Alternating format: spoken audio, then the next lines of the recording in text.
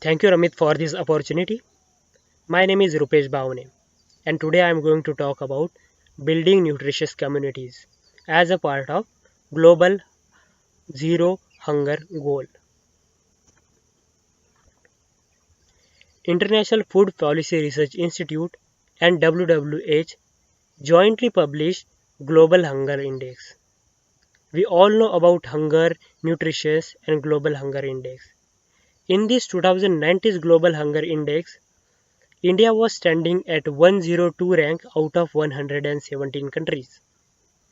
This Global Hunger Index is based on four indicators. First one, undernourishment. About 14% of the India's population is undernourished according to this report, and about 20.8% of the children are wasted. Means their weight is lesser than the average weight. And uh, India's child stunting rate is about 37.9. Means here also about 37.9% of the children have lesser height than their average expected height. And in child mortality, India's child mortality rate has been declined to about 34 in 2019, but still we rank at 137 out of 193 countries.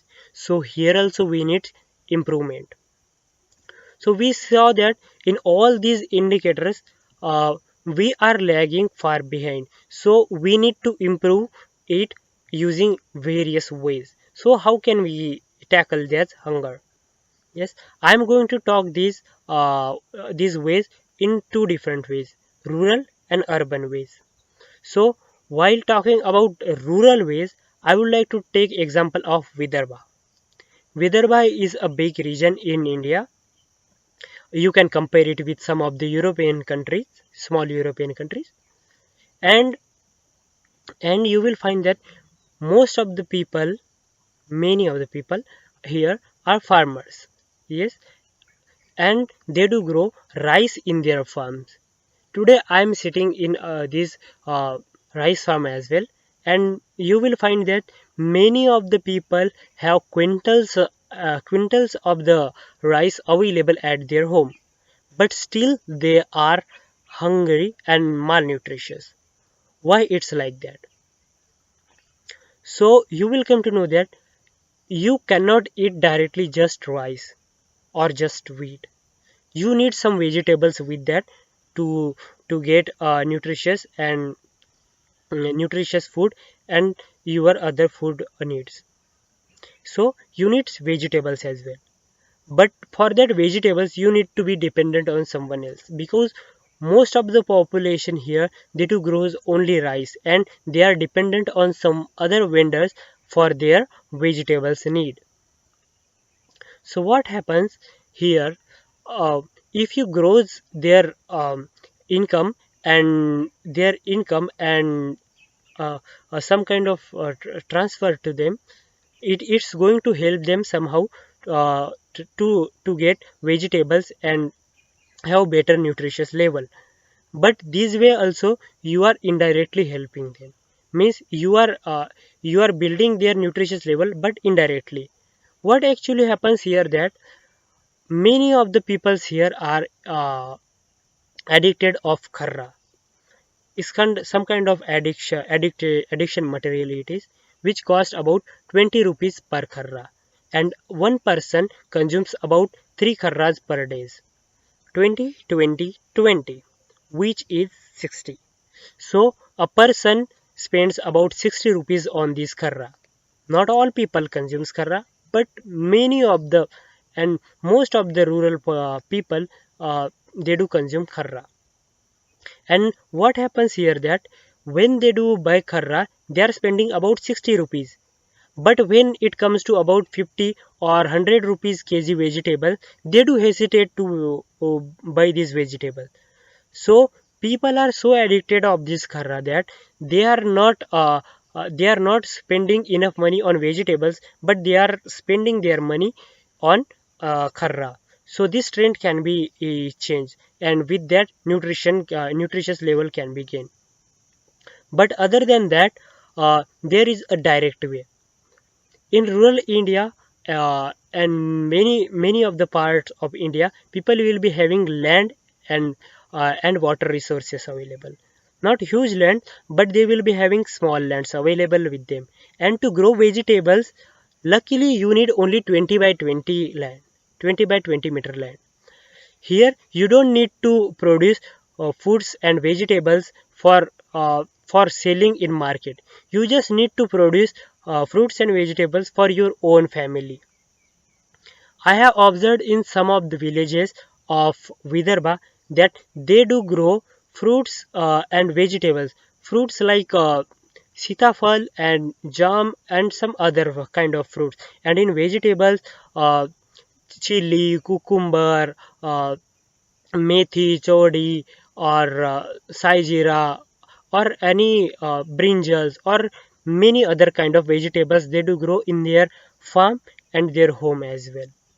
So what the thing I have observed that in the time of lockdown also, even when there was shortage of vegetables, shortage supply of vegetables, these people we had easy access to their vegetables, and they and their needs were getting fulfilled by their own grown food.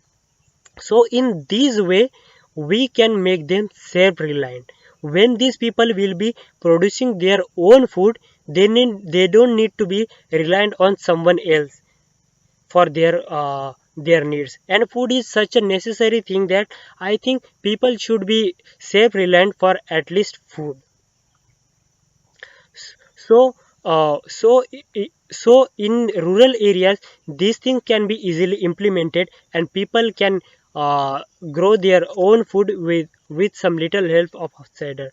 And this self-grown food can be exchanged with your neighbors or your other family members, uh, to to get some other kind of vegetables. Means here you can do some kind of barter system as well. Yes, whatever fruits you have, you will give to them, and whatever different kind of fruits and vegetables they have, they will provide to you. And here, because you are not producing for market, here you will be directly consuming that vegetables and fruit. So in this way, their overall fruits and vegetables intakes will increase, and it will directly lead to their increase in nutritious level. And one thing here I would like to note that once their nutritious and food needs has been fulfilled, they will be they will be uh, they will be available to think of many other things. Yes, and they will be as they will be free from their hunger, they will be available to do their education and many other things, for their other financial income. So in this way, by making rural India self-reliant for their fruits and vegetables, we can increase their nutrition level. And when it comes to urban India, in urban India, not many of the people will be having their land and water resources. So here growing food by their own self will be a little difficult task. Yes, but what happens when when in rural area self-grown food will be implemented and people will be growing their own food in their own farms, uh, automatically food inflation will come down because of the higher production of fruits and vegetables. Food inflation will come down, and it will also help indirectly to urban people as well. Because of decrease in food inflation, even the people living in urban areas who are some construction worker or some seasonal workers, they will be also able to afford these vegetables easily.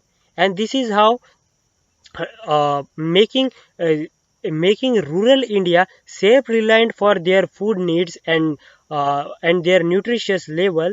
It will also help the urban India as well.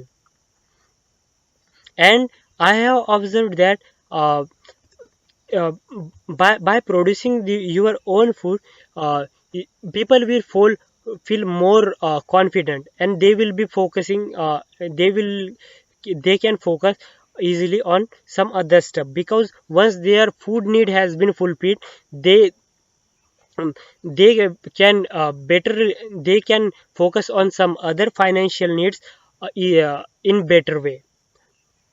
Yes. And and this way we can provide better alternatives for their food and nutritious needs, for rural as well as urban living population.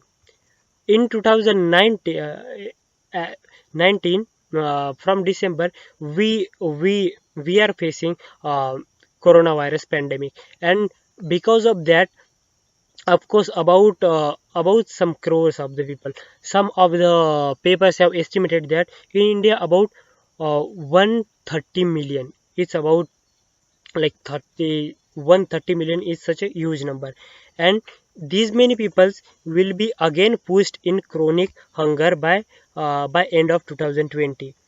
Yeah, it's a rough estimation, and I don't think that it's exactly will be like that.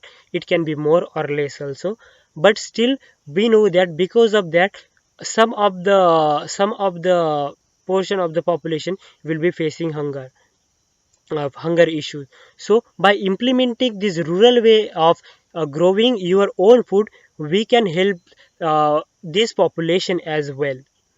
And in such a way, by becoming self-reliant in growing your own food, we will be moving towards a better position at global hunger index, and our people will be getting better nutrition and food requirements fulfilled by their own. They will not be dependent on someone else for their food needs. They will be self sufficient and producing their own foods.